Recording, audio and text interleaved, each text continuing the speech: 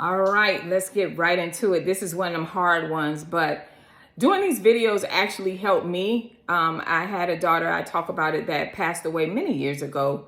And I think that I'm still healing from that because you never get over someone close to you, whether it's a child or anything. You never really get over the death of somebody. You just learn to live with the pain of things, right? But I think for me, I dealt with a lot of trauma because I had my child, and she ended up, I knew for that 8 months that she was dying.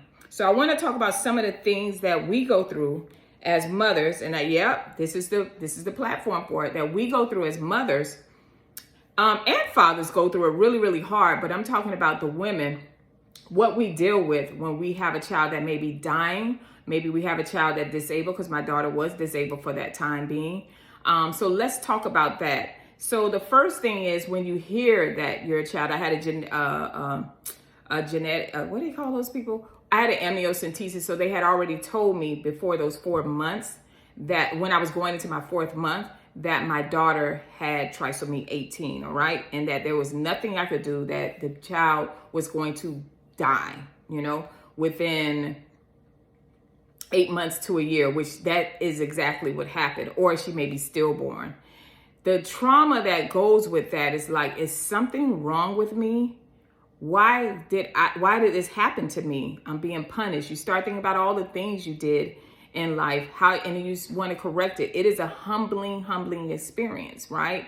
So those are some of the things you go through. It's like, do I terminate the pregnancy? Do I keep this baby? Oh, she's going to suffer. These are all the questions that happens to you when you go through something like that. Or if you have a child that is going to be disabled, you're thinking about the future, right? So you're thinking about the fact of, oh gosh, am I going to live long enough to take care of my baby? What if something happens to me and my baby is disabled? No one is going to take care of my child the way I am going to take care of my child, right?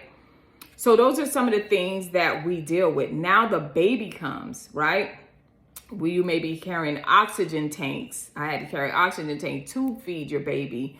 And just every day for me, I would go inside and check and see, is she breathing? Because they had already told me she's just going to die away. She's going to pass.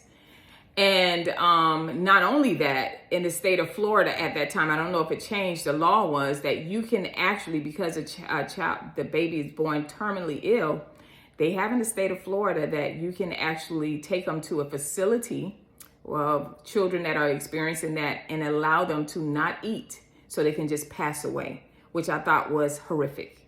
So these are a lot of things that come at you that we don't talk about, but I'm talking about it because I'm healing through this, and I pray that it's healing you as well. And then the last thing is, when my daughter took her last breath, I was there. My ex was there. He was doing CPR for a little bit, and then I heard him on the phone say, "Do not resuscitate," and I knew it was over.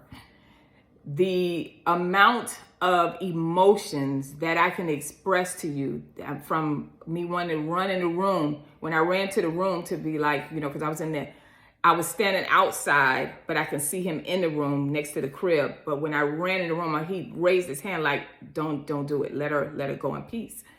That was really, really heart-wrenching.